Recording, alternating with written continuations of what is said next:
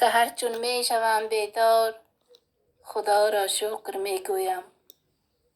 سحر چون می شوم بیدار خدا را شکر می گویم.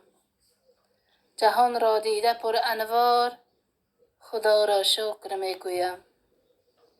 ببخشاید بسا امید مرا هر خنده خورشید، بسا تکرار با تکرار خدا را شکر می گویم. نه هستم از کسی بالا نه پستم از کسی شکر، و این یک دولتی بسیار خدا را شکر می گویم. به زودی توشه کن ای بی خبر عزم سفر داری، چرا دل بستگی با این جهان رهگذر داری، که آخر سر به بالین جان در جنگ عزراییل، نفس در غرغره پیچیده خون اندر جگر داری.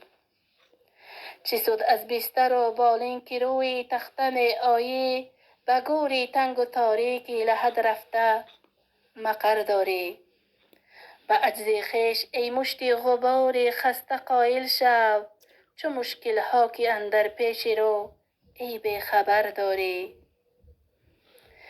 بکن خیری که در گرمی محشر سایبان گردد، همان روزی که با صد داغ سر از خاک برداری. ز دیوان لحد آید به دست نامه اعمال، ز وهمی دادن از سوی چپت هر سو نظر داری. به دل نور اگر از ذکر حق پیدا کنی اینجا، میان اهل محشر روی چون نور قمر داری.